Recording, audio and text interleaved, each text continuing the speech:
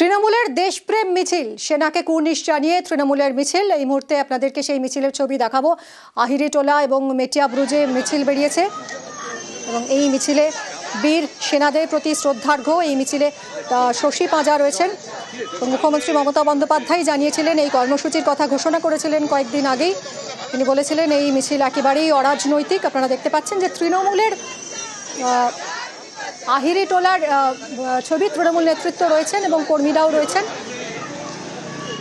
Operation সিঁদুরের আবহেই শহীদ সেনাদের শ্রদ্ধা জানাতে পথে নেমেছে আজ তৃণমূল।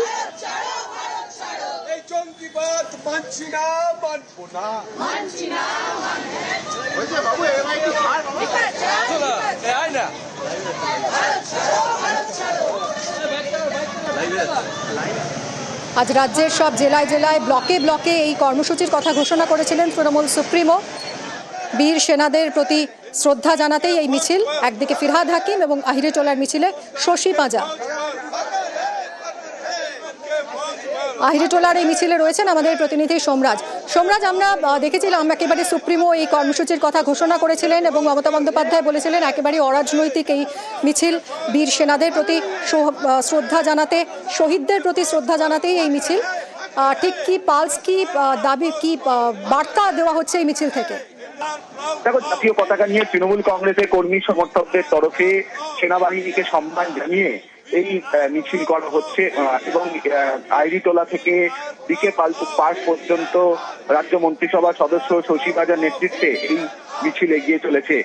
মুখ্যমন্ত্রী মমতা বন্দ্যোপাধ্যায় ঘোষণা করেছিলেন যে শনিবার ও রবিবার অর্থাৎ আজ ও আগামীকাল দুপুর 3টে থেকে বিকেল 5টা পর্যন্ত ব্লকে ব্লকে তৃণমূল কংগ্রেসের তরফে সেনাবাহিনীকে সম্মান জানিয়ে তৃণমূল কংগ্রেসের তরফে দেশপ্রেম মিছিল করা হবে এবং শহরের ক্ষেত্রে ওয়ার্ডে ওয়ার্ডে এই মিছিল হবে।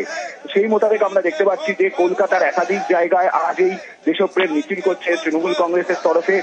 জাতীয় পতাকা হাতে নিয়ে এই মুহূর্তে মিছিলে হাঁটছেন রাজ্য মন্ত্রিসভার সদস্য শশী পাঁজা। তৃণমূল কংগ্রেসের কর্মী সমর্থকরা রয়েছেন।